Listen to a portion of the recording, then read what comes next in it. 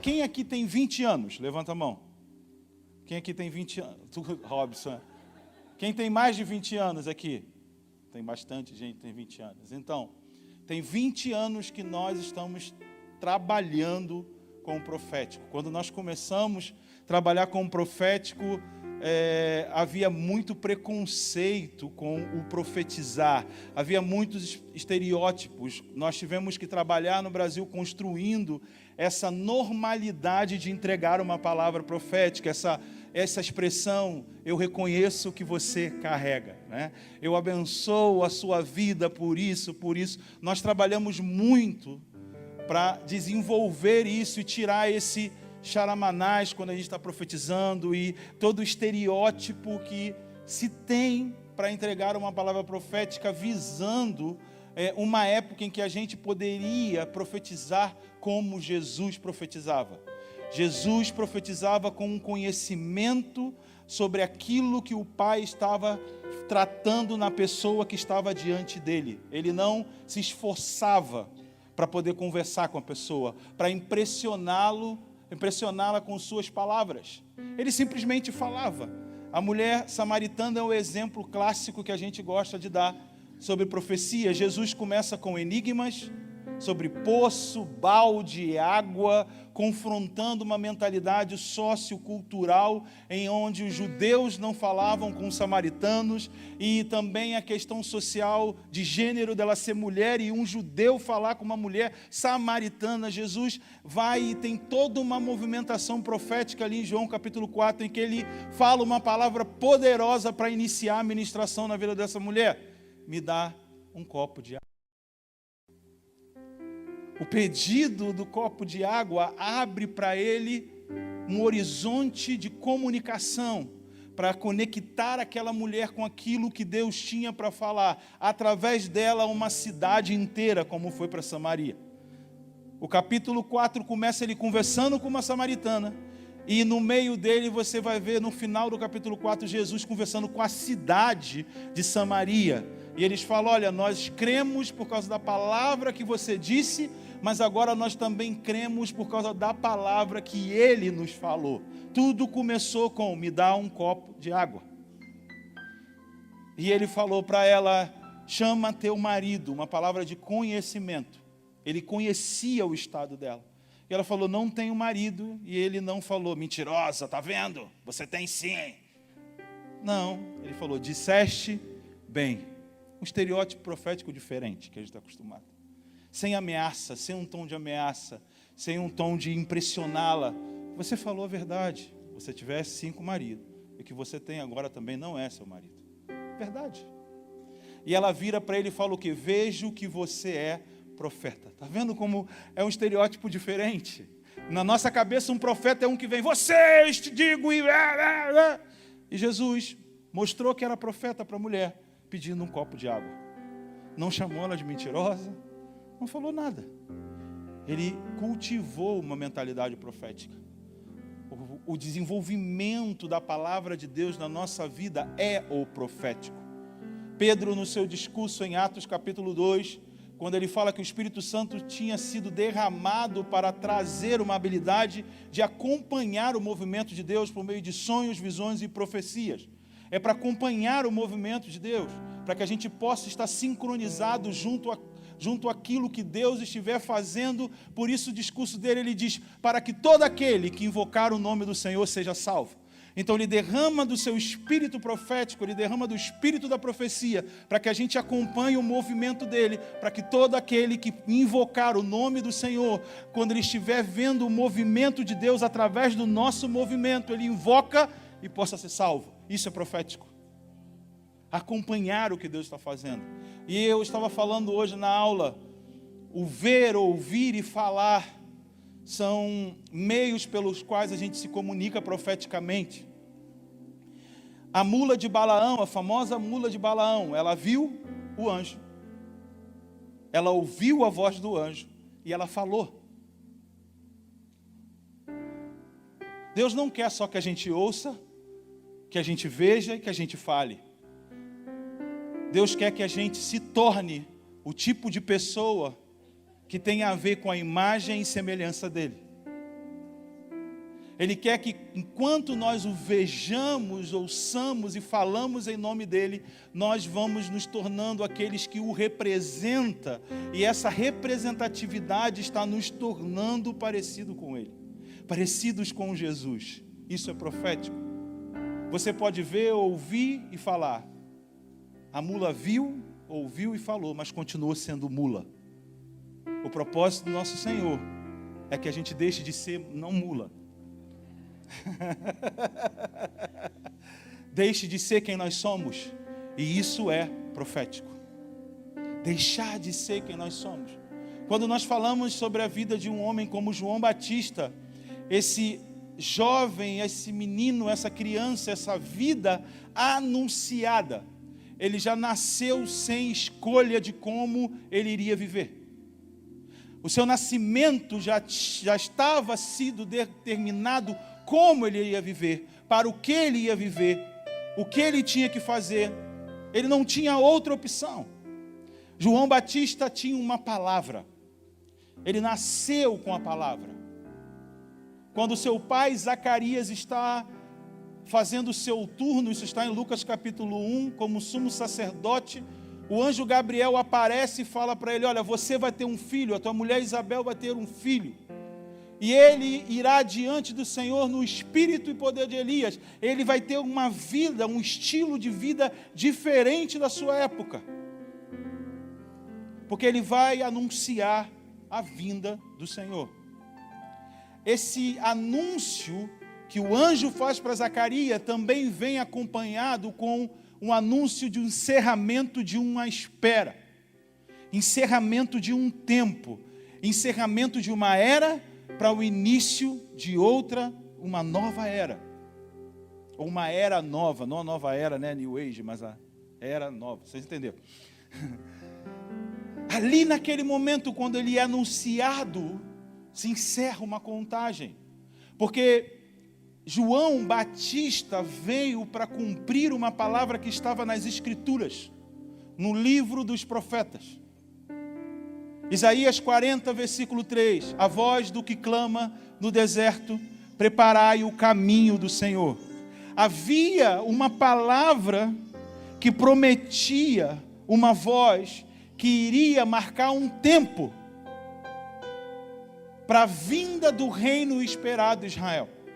Agora preste atenção uma coisa, nós usamos muito a palavra reino, reino, reino, e para nós, quando a gente pensa em reino, talvez a imagem que nós temos é a imagem dos filmes épicos. Porque nós não vivemos uma estrutura de governo imperial e monárquico.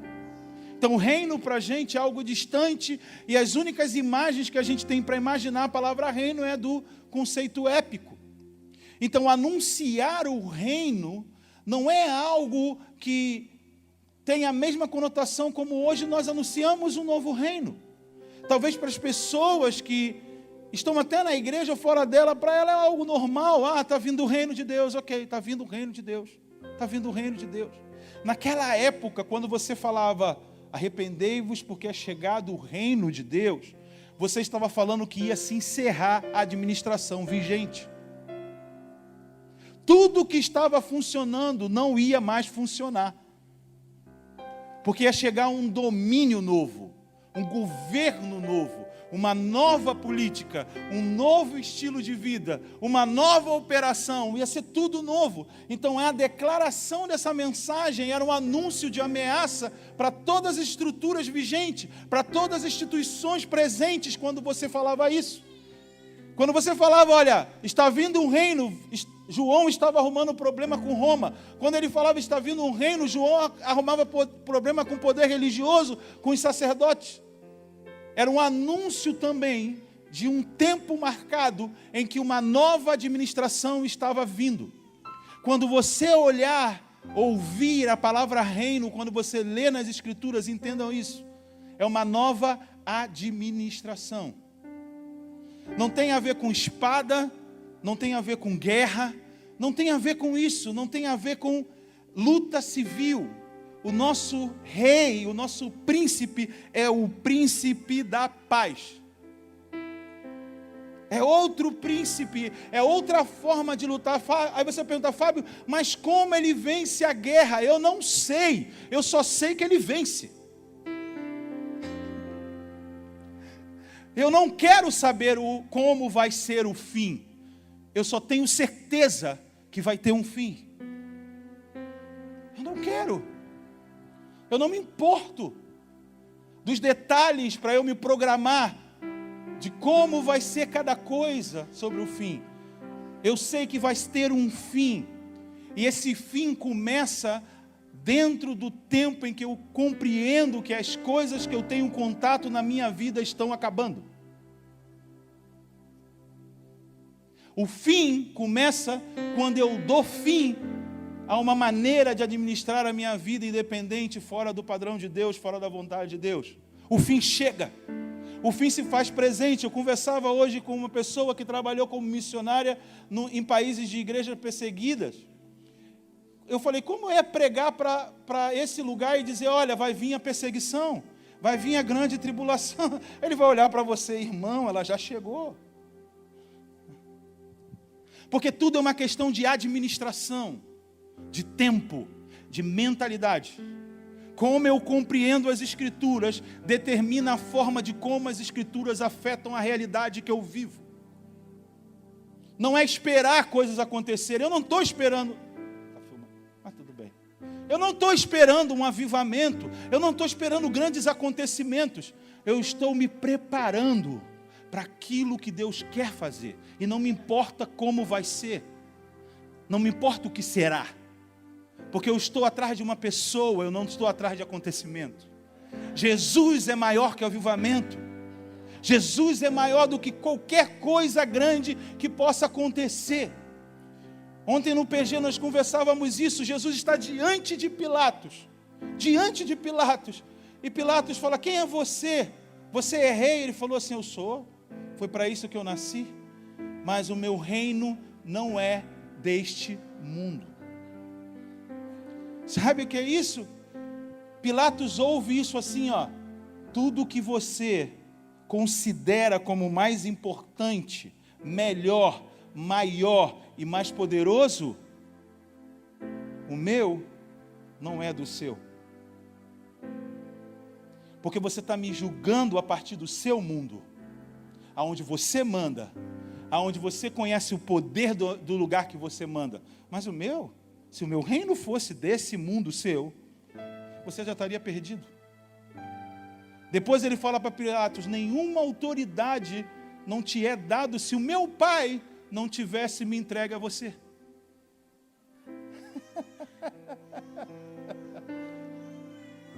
Deus não vem consertar o mundo, Ele vem trazer outro mundo. O mundo dele, o reino dele, a administração dele não é desse mundo. Por isso que não vai encaixar você tentar compreender práticas de como o Evangelho de Deus vai encaixar nesse mundo que você vive. Não tem como. Porque esse mundo que a gente vive, a maneira que ele é conduzido, a maneira que ele é pensado, ele está nos odiando. Jesus disse, o mundo vos odeia. E no mundo tereis aflições. Tende bom ânimo, eu venci o mundo. Jesus não está querendo dizer com isso que nós vamos vencer o mundo. Ele disse que ele já venceu. O que eu tenho que fazer é me apegar na vitória dele. Porque eu pertenço àquele que venceu o mundo. Eu não estou aqui para vencer o mundo. Eu estou no mundo testemunhando que Jesus está trazendo um outro mundo. Então, quando a gente compara com figuras como o de João Batista, a gente precisa entender que ser um precursor é falar sobre coisas que provocam ameaças.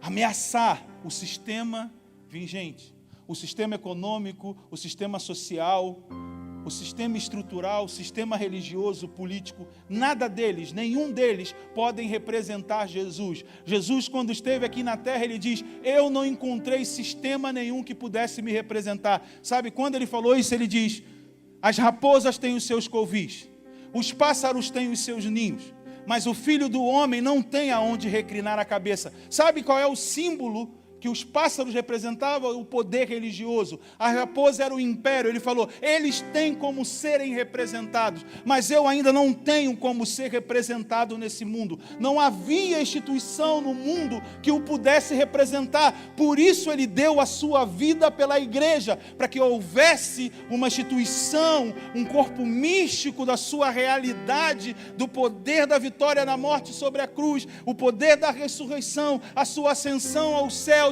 A igreja está aqui para representar isso, um grupo de pessoas que não pertencem mais ao mundo que eles vivem. Estão sendo formados como novos cidadãos de um mundo que é invisível para todos.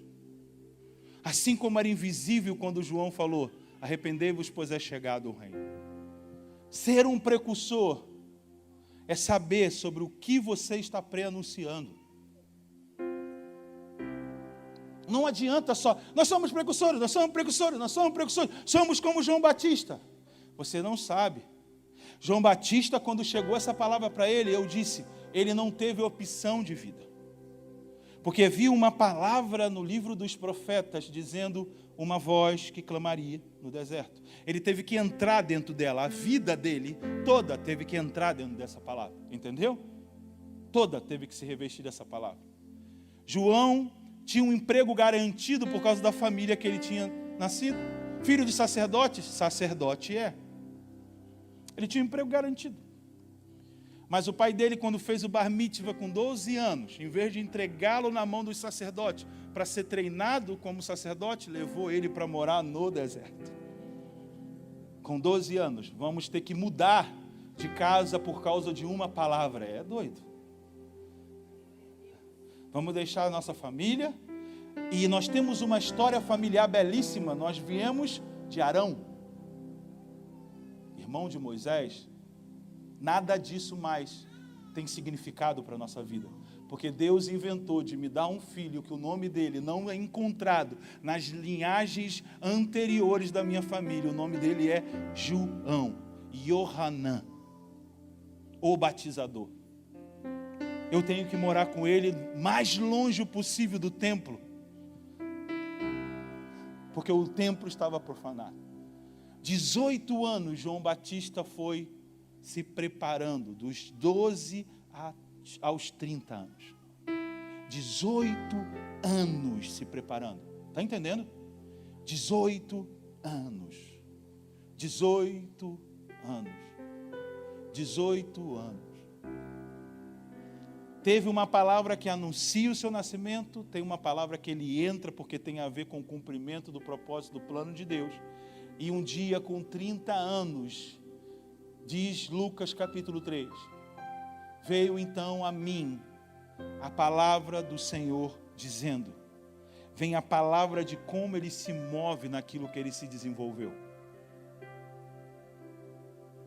E aí ele começa a batizar, ele diz, eu batizo com água, porque o meu trabalho é um trabalho de preparação para aquele que vem após mim, e o que vem após mim é ele que vai botar para quebrar. Ele é maior do que eu. Ele vai batizar vocês no espírito do fogo, ou no fogo do espírito. Eu não gosto dessa versão que separa, porque não tem separação. Mas tudo bem, no espírito com fogo, ou no fogo do espírito, ele vai produzir um novo tipo de pessoas. Essa é a promessa de Malaquias capítulo 3. O fogo do Orives, nós vamos produzir um novo sacerdócio. E João falou que Jesus iria produzir um novo sacerdócio. Ele só estava preparando. Isso está tudo no capítulo 3 de Lucas. Capítulo 1, 2 e 3 de Lucas fala dessa trajetória de João. E João sabe que o seu anúncio, ele é para um tempo. A sua movimentação é para um tempo. E sabe, nós hoje vivemos uma época no Brasil que existe uma estimativa que em 2060 nós teremos uma redução na proporção de jovens no nosso país. Talvez vocês, nós que estamos aqui, que eu sou jovem também, nós somos a última geração de muitos jovens. Nós vamos entrar num quadro de distribuição de faixa etária como a Europa vive hoje. Isso para mim são sinais de fim e de novos começos. E nós precisamos, nesse momento de transição em que coisas se terminam e coisas novas se iniciam, nós precisamos de um funcionamento que eu gosto demais, que modelou a minha vida durante 15 anos, que está em João 5,35. Que ele falando de João Batista, ele, Jesus, fala, João era a lâmpada que ardia e iluminava. E vocês tiraram proveito da sua luz. João era uma lâmpada, ele estava num caminho que era escuro. Tinha um anúncio do que Deus faria, e do outro lado estava o que Deus iria fazer. E não sabíamos, na época de João, não sabia como atravessar. Ele se pôs como uma lâmpada que ardia e iluminava. A palavra que se desenvolvia na vida dele causava esclarecimento para a vida daqueles que aguardavam o Messias, aqueles que aguardavam a nova administração. O tempo de formação tem mais utilidade para Deus do que a sua performance, a minha. Porque quando Deus está nos formando, Ele está pregando a mensagem. Quando nós estamos operando na performance, somos nós andando no resultado da mensagem. Pega na vida de José. José teve um sonho que se José soubesse do futuro, ele não tinha contado o sonho. Eu vi todos os outros feixes se dobrando contra os meus feixes, para os meus feixes. Eu vi o sol, a lua se dobrando diante de mim. O pai dele ouvia, meu filho, fica quieto, os irmãos boladão, como a gente fala lá no Rio de Janeiro, doido para pegar ele. Eu disse assim, a gente vai dar um mole, ele vai pegar ele. Ele deu mole, pegaram ele, venderam ele, mentiram sobre ele, ele cai na prisão, esquecem dele, ele ajuda o outro, esquece de novo, até que chega um dia, o dia de José. Faraó tem um sonho que ninguém sabe, ele foi a única lâmpada para iluminar aquele lugar escuro, que estava entre aquele tempo e o futuro. Ele foi lá e ardeu e iluminou. E aí, por essa iluminação, trouxe a família que vendeu ele, entendeu? Porque havia uma lâmpada no Egito. E eles foram para lá. José fez uma brincadeirinha, botou um terrozinho também para dar aquele, né? Dar aquela aliviada na dor, que não é fácil também. Vamos lá. Deu uma tensãozinha, aí os caras ficavam tensos com José. Os irmãos de José ficavam tensos. José, cara, agora nosso pai está morrendo. José não vai aliviar a gente, não. José um dia reuniu eles e falou, por acaso me tornei Deus para decidir o futuro de vocês? Eu só quero dizer uma coisa para vocês. Não foram vocês que me venderam para cá. Foi Deus que me trouxe na frente para preparar lugar para toda a nossa família, por causa do que Deus prometeu aos nossos patriarcas. É por causa do futuro que tudo isso me aconteceu. O futuro é maior do que a minha dor que vocês causaram. O futuro é maior. O que José fez? Ele colocou o sonho dentro da vida dele. Tudo o que aconteceu com ele, ele diz, é o sonho. É o sonho. É a palavra profética sobre a minha vida. Nós precisamos sim de uma palavra na nossa vida. Nem que seja um sonho, uma visão, uma pequena coisa, para a gente perseguir ela. Eu estou aqui porque eu persigo. De todas as coisas que já me aconteceram, eu falei, Deus, se a sarça queimar, ninguém mais me para. Se a sarça não queimar, tudo bem. Porque Moisés, quando estava lá, ele tinha desistido de tudo. Ele falou, eu fiz coisa errada já era para mim, eu vou cuidar da minha vida por aí. Vou sair andando por aí. Encontrou uma família longe da dele, estava lá cuidando dos gados. Um dia, ele olhou, aquilo ali é diferente.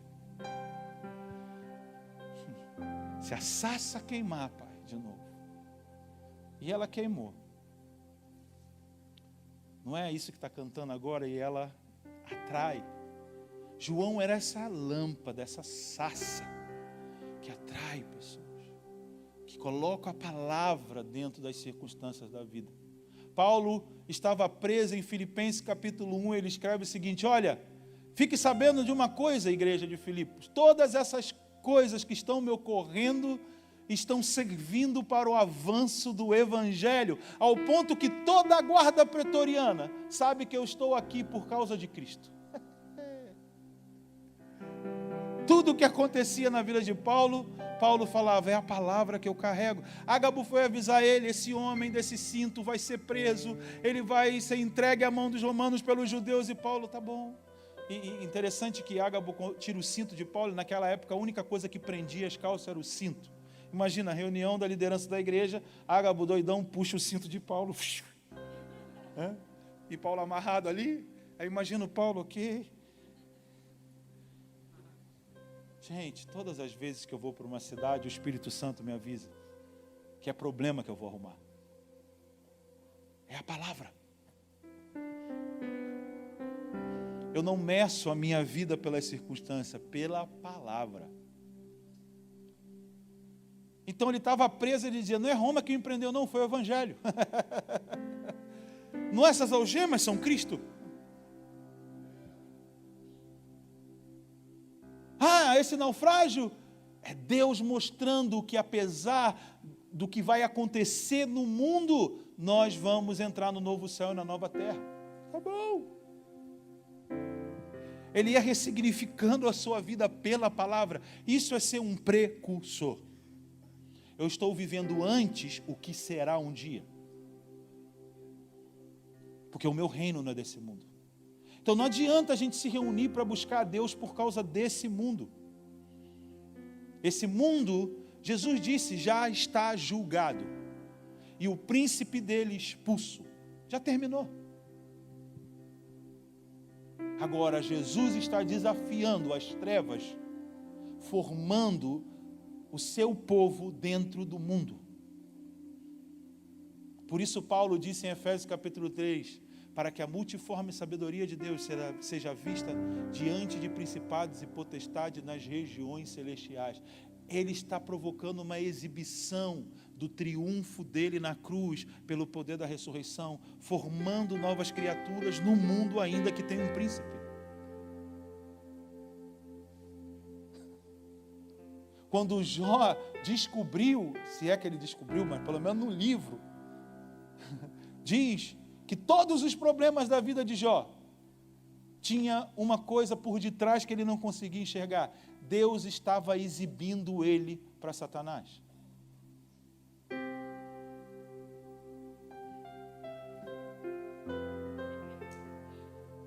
Já parou para pensar?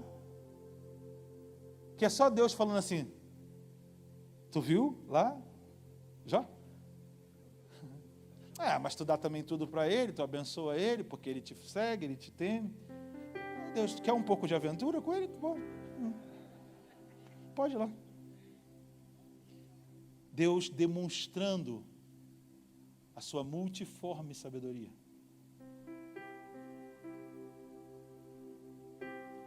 Por isso que a nossa luta não é contra a carne nem sangue. A nossa luta é contra principados, contra a potestade. Cada palavra dessa contra fala de um esquema de modos de viver. E Deus nos usa para colidir com esses modos de viver que são regimentados pelas estruturas das trevas. Todas as vezes que nós escolhemos a Cristo, ao invés desse sistema, Cristo é celebrado, é exaltado, entendeu? Esse é o jogo. Esse é o jogo. Nós não temos o que vencer. Nós precisamos andar na vitória de Jesus. Essa é a vitória que vence o mundo, a vitória da nossa fé. Fábio, o que é viver nesse mundo que você se refere? Viver nesse mundo é viver com seus padrões. Lembra em 1 João 2,16 que diz: não ameis o mundo e que no mundo há a cobiça da carne, a cobiça dos olhos, o desejo da carne, a cobiça dos olhos e a soberba da vida. Ele fala: não ame as coisas que há no mundo, porque o mundo passará bem como os seus desejos. Tudo aquilo que está relacionado com o que suscita cobiça em nós é desse mundo, é do sistema desse mundo. E viver por uma palavra é desistir de ter o controle da nossa vida, porque esse mundo nos ensina a ter controle da nossa vida. Tudo é porque nós queremos. E nesse reino tem que ser tudo por causa do que Deus quer. Se Deus quiser, eu falo. Se Deus não quiser, eu não falo. Mas como eu quero muito, por causa da soberba da vida, eu faço de tudo para falar. Eu estou funcionando nesse mundo. Dá para entender? Pouco amém. Vou explicar melhor. Vou melhorar minha explicação.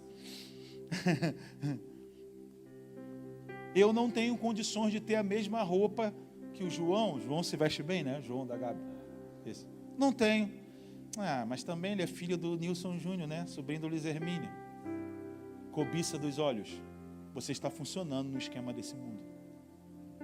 Você faz parte desse mundo.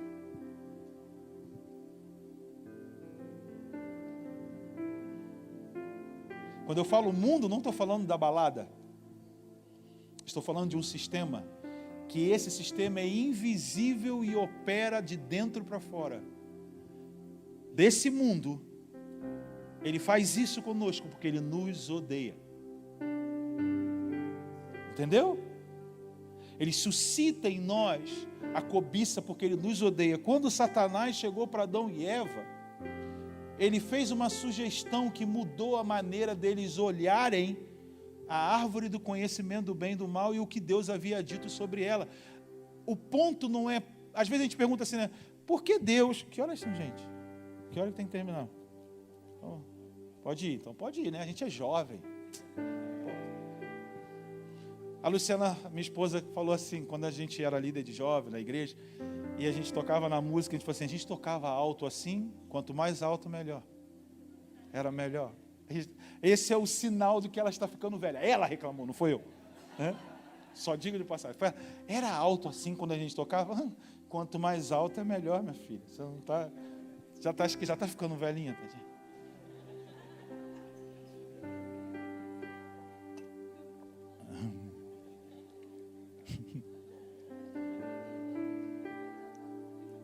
Às vezes, olha a submissão, hein? Não é o microfone, a questão é submissão. Olha aí, os maridos já querendo respirar que não conseguem, né? Gente, vamos voltar para Adão e Eva. O problema que eu estava falando era o deles, não era o nosso. Outro casal, aquele, Adão e Eva, então. Às vezes a gente pergunta, por que Deus fez a árvore do conhecimento do bem e do mal, então? Porque o problema não é a árvore do conhecimento do bem e do mal. O ponto é que Deus disse que dela Ele não queria que eles tocassem sozinhos ou administrassem sozinhos. Vocês podem de todas as outras árvores, menos de uma. Deus não falou que vocês que eles não podiam de todas e só de uma. Entendeu o que é obediência para Deus? A obediência de Deus é um pouco mais ampla. A questão, ele falou, vocês não podem querer ter acesso ao bem e ao mal, decidir por si só. E aí Satanás fala, sabe por que ele não quer que vocês saibam disso? Porque senão você vai se tornar como Deus. Você vai poder decidir o que é certo e errado. Ele falou, é verdade, tem sentido. Serpente inteligente. E Deus me enganando. Você entendeu? É sério. Mas isso acontece toda hora. A gente até fala que é o Espírito.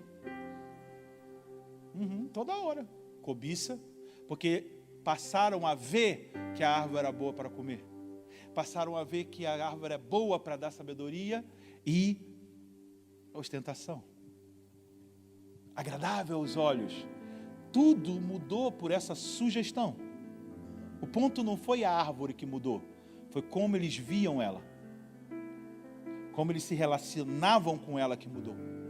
E aí a cobiça suscitada no coração deles fez eles serem independentes de Deus. Tomaram uma decisão sem consultar a Deus. E depois, quando Deus pergunta o que você fez, é o que a gente faz até hoje, a culpa é sempre do outro, né?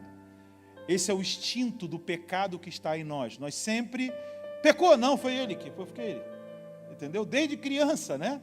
Pequenininho. O que tu fez, fulano? Mas não foi eu, não. É o pecado, a estrutura do pecado. Foi a mulher que tu me deu, Adão ainda colocou culpa em Deus. E a mulher falou, não, foi a serpente que tu deixou ela por aí. E a serpente olhou, não tem ninguém mais. Fala que você tem para falar, tô brincando. Mas entende, eles mudaram a maneira de olhar. O problema não é o conhecimento do bem e do mal. A grande questão é querer ter autonomia da vida. O homem cai por causa da busca pela autonomia da vida. Porque ele vivia pela palavra. Ele vivia pela administração da vida. Aqui está a árvore da vida, administre a vida para que não morra. Viva de acordo com a minha palavra. Ele rompe com a palavra, Deus fala, então agora ele não pode mais ter acesso à vida. Está entendendo isso? Amém? Se você não vive conforme a palavra, você não tem acesso à vida. Se você vive de forma independente, você não tem acesso à vida. Então, quando eu falo sempre, nós precisamos de uma palavra, nós precisamos desenvolver uma palavra, é desenvolver a vida, o tipo de vida que Deus quer que nós desenvolvamos.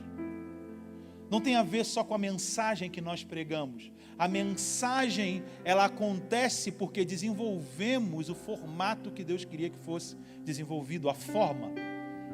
Eu acabei de falar de José, não teve a ver com o culto que ele pregou. Teve a ver com o tipo de vida que ele desenvolveu. E tu nunca perguntou por que Deus unge Davi para o cara reinar só 30 anos depois? Porque não esperou 5 meses antes, né? Ó, Davi, tu vai ser rei. Não, ele é ungido antes. E toda a perseguição da vida dele, todo o problema que ele teve a partir dali, tudo porque ele foi ungido. Porque Deus queria mostrar um homem segundo o seu coração. Ele queria formar diante do povo de Israel um tipo que fizesse toda a nação seguir o mesmo tipo. Porque só no período de Davi, Israel viveu como um reino de sacerdote. Porque Davi se portou como um reino de sacerdote. Ele formou isso à nação. Como José formou a mentalidade de futuro para uma nação para uma família que já tinha perdido. Então, entrar no profético é entrar dentro dessas questões. Cultivar uma mente profética não é, olha como eu sei profetizar mais. A profecia, ela acontece por causa desse desenvolvimento. Não tem a ver com a performance, tem a ver com o tipo de pessoa que eu estou me tornando. Não dá nem para você identificar que tipo de dom Jesus se movimentava. E agora, qual dom é? Por quê? Porque todos os dons estavam nele em operação no que ele era. Ele conhecia os pensamentos dos homens, não tinha palavra de conhecimento. Alguém me tocou, de mim saiu de virtude. Ele não precisava sentir uma impressão, saía, era natural como um suor. Porque a sua vida era totalmente a palavra. É a palavra. E o desafio de usar João é entender que o funcionamento de João é por um tempo. E nós estamos vivendo um tempo no mundo de ecos. E escuta isso com todo carinho. Em Mateus capítulo 11, eu vou usar a escritura para dizer o que eu quero dizer e eu vou encerrar. Em Mateus capítulo 11, Jesus está terminando de dar instruções aos seus discípulos depois de uma tarefa que eles tinham desempenhado. Então, o capítulo 11 de Mateus, depois você vai ler em casa, ele começa com o término de um tempo. E quando esse tempo está terminando, os discípulos de João chegam e perguntam: é você mesmo ou temos que esperar outros? Porque o João mandou perguntar. Jesus olha para eles e fala o seguinte: olha como está ao redor de vocês. Se o redor está assim, é porque o Messias está aqui. O ambiente revela quem está nele. Olha como está aqui. E aí eles vão embora e Jesus chama os seus discípulos de maneira muito honrosa. Ele começa a falar de João. Ele falou: o que vocês foram ver no deserto? Um caniço agitado pelo vento? Essa primeira palavra ver tem o sentido de você assistir um espetáculo. Então por isso ele fala: vai ver uma pessoa agitada pelo vento, pelas suas roupas. E ele fala a segunda vez: o que foste ver no deserto? Um homem de trajes finos? Não, esses vocês encontram no palácio. Essa segunda palavra ver é assistir a algo que se sabe que está acontecendo. Um exemplo, essa palavra ver é quando você assiste um jogo de futebol, você assiste sabendo que tem impedimento, falta, escanteio, que o cara de amarelo ou preto ele não recebe a bola porque ele é o juiz. Você entende, né? O primeiro ver são a maioria que só vê futebol na Copa do Mundo. Impedimento, ele está brigando gol. Por que vocês não estão comemorando, pô? Estava impedido, cara. Senta aí, não está valendo, não. E por que não tocam para aquele cara lá? Porque ele é o único que tem uniforme. Porque ele só vê o jogo na época, porque é um espetáculo, entendeu? E outro eu vejo porque eu entendo o que está acontecendo. Eu reconheço o que está em movimento. Então Jesus, na segunda vez, está falando: foste ver um homem vestido de trajes reais? Jesus está falando: o reino não vem como vocês esperam. A forma de reino que vocês esperam. João Batista não representa ele, porque João Batista está anunciando um novo reino. Não da maneira que vocês esperam. O que ele prega vocês compreendem, mas como ele se movimenta não faz sentido, porque não está nos palácios, não vem como vocês esperam. E ele continua dizendo: olha, entre os nascidos de mulher, não houve outro maior que João. Se vocês derem crédito, ele é o Elias que haveria de vir. Jesus ainda fala isso: se você der crédito, ele é. Tudo aquilo só é quando você acredita que é. Tudo passa a ser quando você acredita, entendeu? Se vocês derem crédito, ele já é o que vocês esperavam. Então o ponto não é se chegou ou não chegou o que eu esperava. É se eu compreendo através do que está presente, se já chegou o que eu estou esperando. Vocês são rápidos, são inteligentes, jovens. Se vocês derem crédito, ele era o Elias, ele já cumpriu. Você não tem que esperar mais nada. E ele fala: entre os nascidos de mulher não houve outro maior que João. Isso para um judeu é o mesmo que dizer João é maior que Moisés e Elias. É forte isso. E Jesus, com muito respeito, está mostrando para eles que o tempo de João terminou. Ele fala: entre os nascidos de mulher não houve outro maior que João, mas o menor no reino dos céus é maior que João. Jesus está falando claramente: o tempo dele se encerra e se inicia um novo tempo. Que o menor nesse novo tempo se torna maior do que João foi num outro tempo. Por quê? Porque o que João profetizou está sendo inaugurado. E o cumprimento da profecia sempre vai ser maior que a profecia.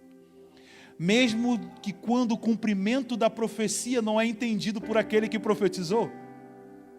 Porque ele manda perguntar também. Mas a profecia já estava acontecendo. E João falou: quando que você vai batizar no Espírito? Mostra para ele como está ao redor.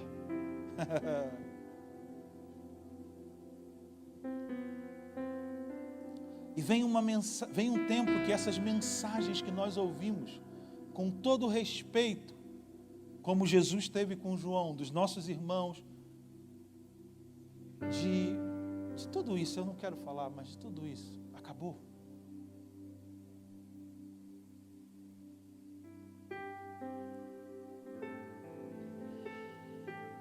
Já se cumpriu. Tem 40 anos que ouvimos que o Brasil vai ser um celeiro de missões. Faz a conta de quantas almas já se converteram desde a época que essas profecias foram dadas. Já vai bater o cálculo. Já acabou. Isaías 42 diz: eis que as primeiras predições já se cumpriram. Eis que estou fazendo algo novo. Já acabou esse negócio. Não sei quantos milhões.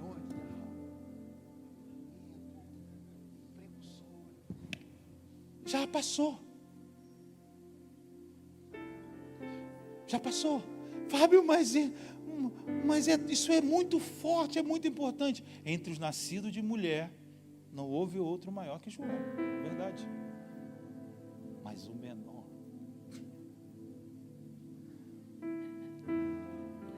Quem se tornar menor, quem quiser provocar uma separação,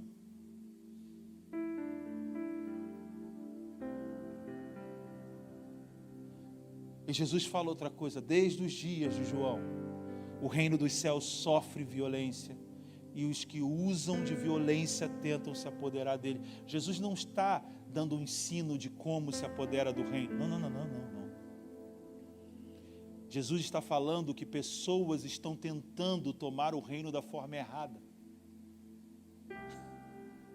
Os que se esforçam, a palavra é biarzo no grego, usam força humana. O reino de Deus não é tomado por força humana. O reino de Deus é pelo Espírito. E ele virá aquele que batizará vocês no Espírito. E o reino é do Espírito, não é por força humana, entendeu? Os líderes religiosos da época, os grupos religiosos, os poderes políticos estavam tentando arrebatar o reino dos céus, controlar o povo que era chamado de Deus naquela época. E nos dias de João Batista chegou o fim. O menor no reino dos céus é maior do que João. E aí ele fala assim: a quem compararei essa geração? Ou seja, o que eu vou dar para falar para elas? Eles não tomam uma decisão. O problema é que eles não se decidem. São como crianças na praça brincando. Tocávamos flauta e não dançavam, tocavam lamento e não choraram. Veio João Batista, tinha um estilo de vida, não comia, não bebia, não se associava com as pessoas. Falava: ele é estranho, ele tem demônio. Veio o Filho do Homem, que se associa com todo mundo. Ele é amigo dos beberrões, amigo dos publicanos, dos pecadores, da prostituta. Vocês não sabem como tomar uma decisão. Vocês são como crianças sentados numa praça. Por isso acha que não chegou nada, que não está acontecendo nada, que ainda tem que acontecer, porque ainda tem que ser do jeito de vocês. São como crianças, como meninos, sentados na praça. Na minha época, eu chegava na escola, estudava de tarde, porque minha mãe não queria que eu ficasse em casa de tarde, porque senão ela ia ter muito trabalho. Eu era uma criança, assim, especial. E aí, hoje está na moda, né? Eu sou especial, TDAH, então era isso tudo, né? E minha mãe falava: você estuda de tarde, pelo amor de Deus, senão eu não aguento você em casa o dia todo. E aí eu chegava na escola às 6 horas da manhã e ia para a rua, tentava fazer de tudo: jogar bola de gude, brincar de pique-bandeira, brincar de polícia ladrão, fazer de tudo. Só que aí tinha sempre aqueles que não queriam brincar do que você queria brincar. E eu fui criado no morro no Rio de Janeiro, no meio do tráfico, no meio disso tudo. O Rio de Janeiro é tranquilo, pode ter certeza. Eu fui nascido e criado no morro, vi tudo. Já presenciei tudo que você possa imaginar, do que passa na televisão, no morro.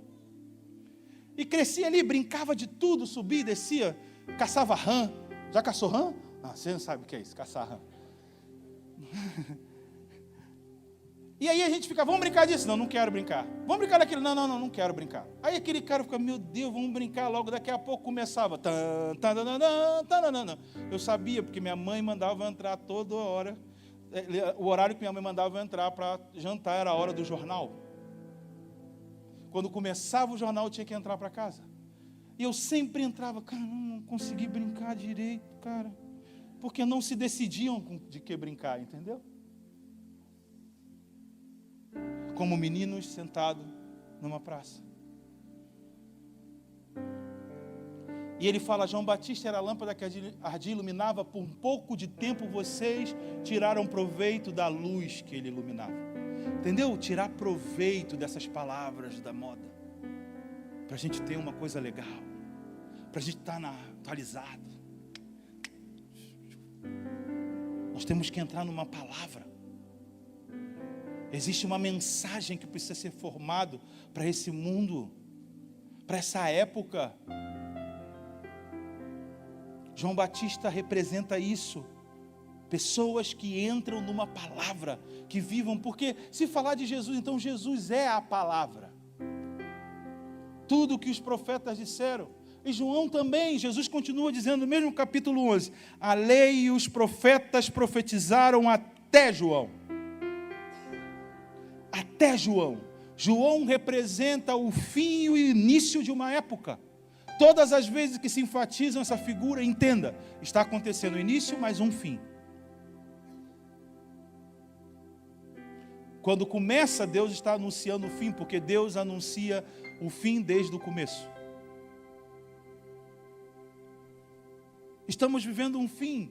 E sabe qual é a minha preocupação com vocês? É de vocês se frustrarem por esperar uma coisa que não vai acontecer.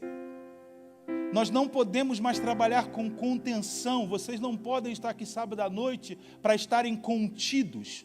Vocês precisam estar aqui para queimar como uma lâmpada, para iluminar uma geração. Pessoas que têm palavras, que sabem que estão desenvolvendo. Fábio, mas eu não sei cantar, eu não sei tocar. João também não. João não tocava. João João não fazia oferta. Não, João era um profeta. E o que é ser um profeta? Formar uma palavra, uma imagem da palavra. A minha vida nesse mundo tem que ser uma lâmpada. Eu tenho que ser o depositário da palavra de Deus. De maneira de que eu faço, não faço, vou, não vou, estou, não estou, tem a ver com aquilo que eu preciso representar. Eu não estou falando de você se tornar um chato. Porque quem sou eu? Eu vivo uma situação muito difícil porque eu sou torcedor do Flamengo. E eu preciso ir ao Maracanã, entendeu? Tem pouco flamenguista aqui hoje, né?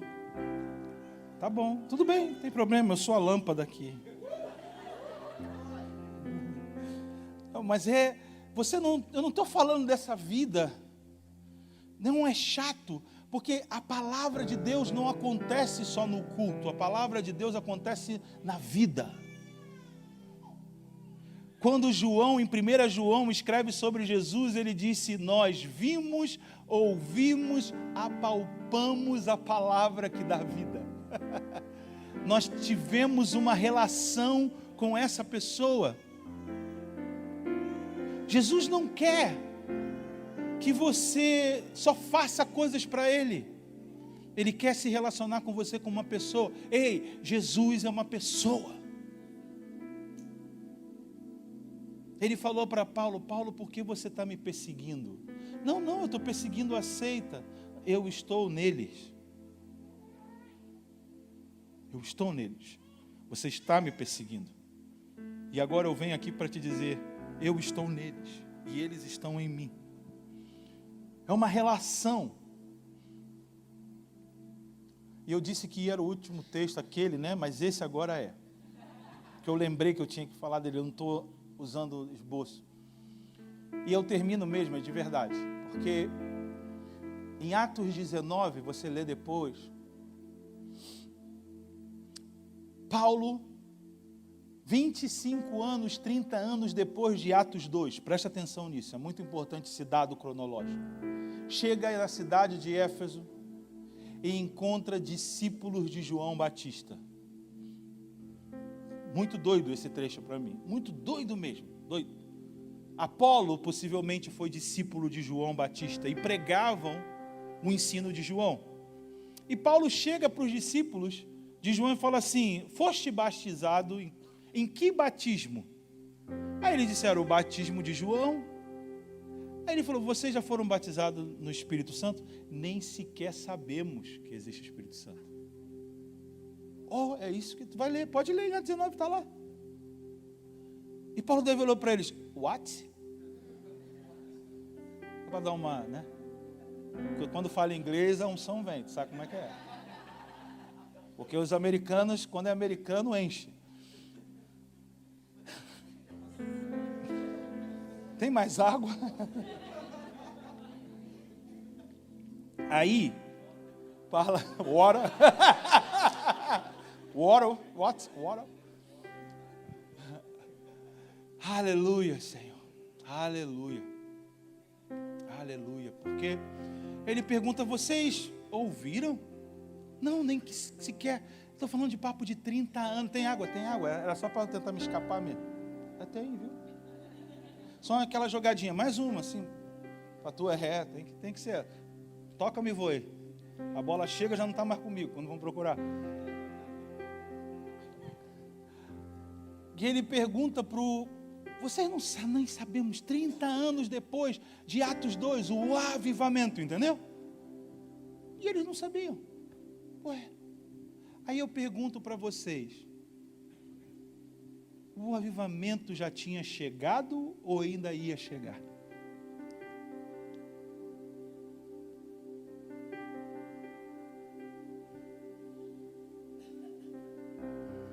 Na realidade deles, não. Mas já estava. E Paulo falou, não, Jesus, sabe? Quem é Jesus? Aquele que João anunciou. Verdade, já veio? Sim. Ele morreu, ressuscitou e foi exaltado aos céus, à direita do Pai, e derramou o Espírito Santo da promessa.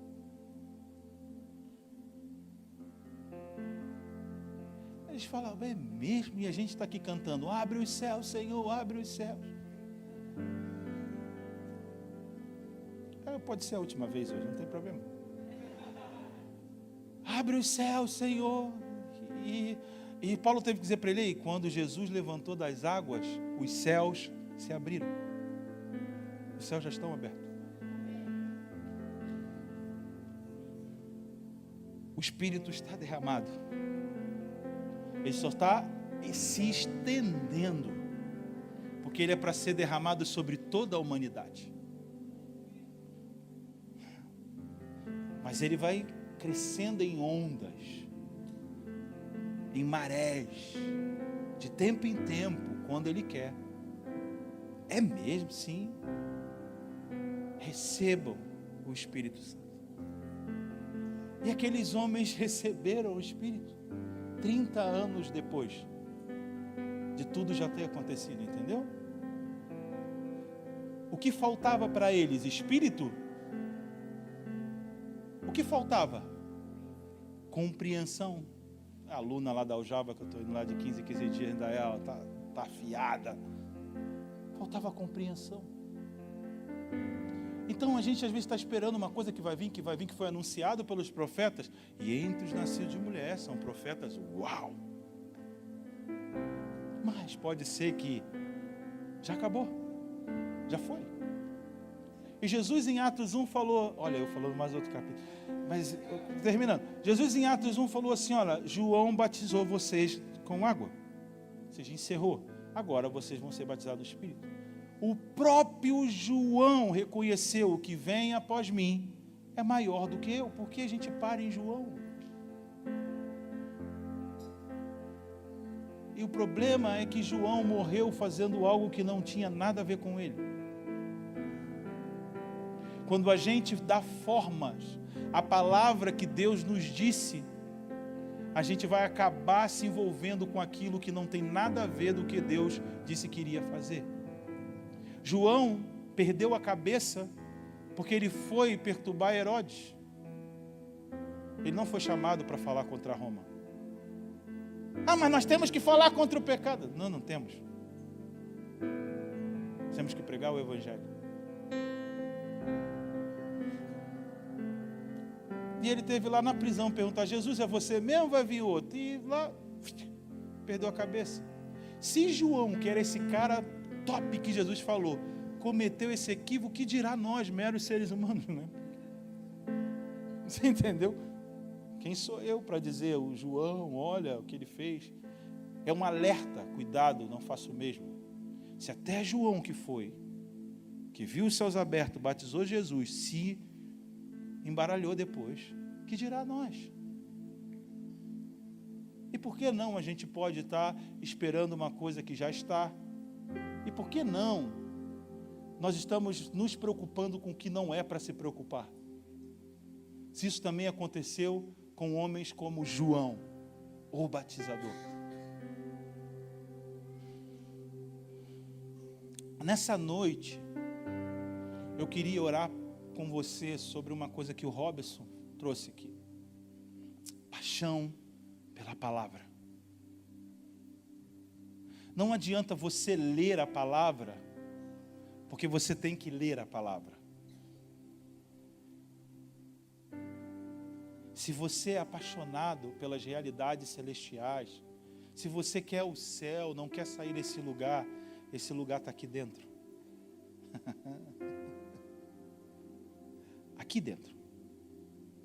Na época de Jesus, os judeus não tinham um livro, eles tinham um templo. O templo era considerado a casa de Deus, os céus na terra. Quando eles queriam ter contato com os céus, eles iam no templo.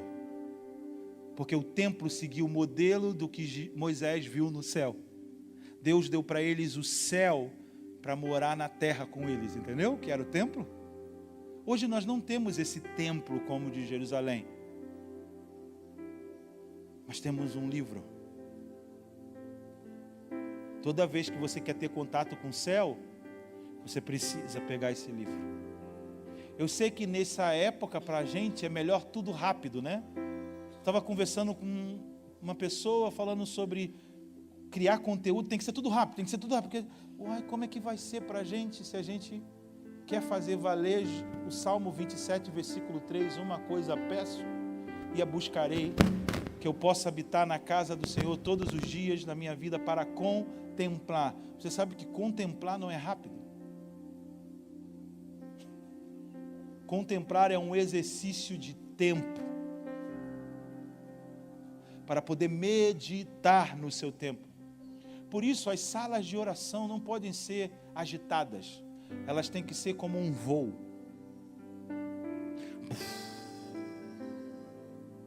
E que você consegue contemplar e meditar no seu templo. Aqui está o nosso templo. Uma coisa peço e a buscarei. E eu quero orar por paixão pelas palavras de Deus, pela Escritura, como Jesus chama. Paixão pela palavra, a Bíblia é a palavra, é tudo o que você tem. Tudo bem, eu posso ser velho, mas não usa ela só num aplicativo, por favor. Faz esse barulhinho. Eu quero o vento impetuoso do Espírito Santo. Faz esse barulhinho que você vai ouvir. Faz esse barulhinho das páginas. Pega a página, rabisca, colore, dobra. Pega o livro. É precioso demais aqui. Tem países que não pode ter esse livro. Esse livro é a ameaça. E um profeta, ou uma pessoa profética, o profético tem a ver com a relação com as Escrituras. Não tem a ver com a confiança de que se ouve o Espírito. Isso é presunção quase diabólica. Quase diabólica. Mas aquele que quer fluir profeticamente ama a palavra. Porque aqui está o grande conteúdo da verdadeira profecia. A palavra profética mais segura que nós temos. E eu queria orar por você, por fogo, por paixão pelas Escrituras. Fogo por paixão de se encontrar nela. Como João achou. Ei, Isaías 40, versículo 3, ele estava lendo. Oh, esse aqui sou eu. Esse aqui sou eu. A voz do que clama no deserto. Imagina tu tá lendo assim. Ei, rapaz, esse aqui é minha história. Isso aqui sou eu. Essa é a vida. Aqui tem construtor que é cheio do Espírito Santo. Aqui tem administrador político Daniel cheio do Espírito Santo. José. Aqui tem construtor, como eu disse, engenheiro, arquiteto, como Bezalel, Elioabe, que construiu o tabernáculo. Aqui tem tudo.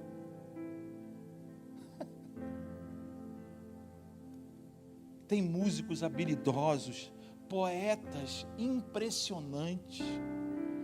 Tem tudo. Tudo que a gente precisa para estar nas áreas da sociedade. Tudo. Tudo. Nós precisamos, sabe por que eu falo assim? Porque tem que quebrar com esses. Isso não pode ser só jargão, isso não pode ser só um instrumento de contenção. Nós precisamos arder. E Jesus, eu posso descer? Pode, né? Vamos ver. É a idade. Aleluia. Jesus, com os discípulos no caminho de Emaús, ele começou a falar as Escrituras novamente, desde Moisés, os profetas e os salmos. E eles tiveram um coração aceso. Quando Jesus some diante dele, eles falam um para o outro, na minha opinião era um casal, eles viram um para o outro e falam assim: por acaso o nosso coração não ardia enquanto ele nos falava a palavra? Arder e iluminar tem a ver com a compreensão da palavra. E quando o coração arde, os olhos se abrem a entendimento, a luz. A luz chega. E é muito legal porque Jesus quer nos atrair para o lugar aonde Ele quer operar. Ele vem até nós, depois some, faz a gente acender e leva a gente para o lugar onde Ele quer operar. Foi isso que Ele fez com os discípulos do caminho de Emaús. Quando eles, é Jesus, Ele sumiu. Para quê? Para que eles voltassem para Jerusalém, para o lugar aonde Ele tinha que operar. Então nessa noite eu queria que a gente se dispusesse para que os anjos de Deus acendessem em nós paixão pela palavra, paixão pelas Escrituras, porque as Escrituras vão redirecionar os nossos passos, os nossos caminhos. Aquele casal decidiu se afastar do que Deus estava por fazer. Mas quando os seus olhos foram iluminados, seu coração foi aquecido, eles voltaram para aquilo que Deus iria fazer. E essa é uma noite que eu gostaria muito, muito que Ele operasse isso em nós. Nós estamos atrás dos nossos caminhos, nós estamos atrás do que fazer para Deus. E talvez você está frustrado já com muita coisa, como esse casal também estava. Não era o que nós esperávamos, né? A gente esperou demais, acabou não acontecendo. A gente se entregou demais, a gente tem que ter mais cuidado com isso. E Jesus foi lá corrigir, olha, isso é um problema do seu coração, não é um problema do que eu vou fazer. Aleluia, Senhor. Feche seus olhos. Feche seus olhos. E põe a mão no seu peito. Se você tiver com uma Bíblia, abraça ela. Abraça essa. Abraça. Espírito Santo, essa é a sua hora de fazer queimar as palavras que diz respeito ao que nós temos que nos tornar. Eu peço agora uma impartição ocorrendo nesse lugar, tocando todos aqueles que estão ouvindo a minha voz, Senhor, por paixão pelas Escrituras. Senhor, esse fogo, essa paixão pelas Escrituras, traga compreensão das Escrituras, para que saltam textos diante deles, para que eles se encontrem nas letras, no que está escrito a respeito deles. Senhor, eu oro por uma geração marcada pela Tua palavra, uma geração profética sim, que não está estereotipada pela moda, mas uma geração profética que está sendo formada por uma palavra profética, que tem a ver com aquilo que você vai realizar. Senhor, eu peço uma ampliação da compreensão, Senhor, de todos aqui nessa noite. Uma compreensão do que nós professamos, uma compreensão do que nós cantamos, uma compreensão do que nós ministramos, uma compreensão maior pelo Teu Espírito. Eu peço uma atualização nessa noite. do teu Espírito, como aqueles homens que estavam em Éfeso. Recebam do Espírito, Senhor, uma linguagem dessa época, uma linguagem para esse tempo, para essa estação, para essa temporada agora, em nome de Jesus. Em nome de Jesus. Em nome de Jesus. Em nome de Jesus. Em nome de Jesus. Em nome de Jesus. Se você sentir aperto no seu peito, pontada na sua cabeça, isso são evidências de que algo está ocorrendo com você. Não é momento de você fazer promessas a Deus. Você não precisa, eu prometo, Deus, não, só fala, eu te amo, eu sou apaixonado por você. A essência do meu interior quer você, meu interior deseja você. Não deixe sua consciência te acusar. Não deixe seus desejos te acusar. Só fala do seu interior para Deus. Fala, Senhor, eu quero mais de você. Eu quero mais do teu Espírito. Eu quero mais do seu poder. Eu quero a sua pessoa, Jesus. Eu quero ser aquele que percebe que anda contigo. Aquele que sabe que anda com uma pessoa. E não só que adere uma ideia, mas que caminha com Jesus, que caminha com a sua palavra.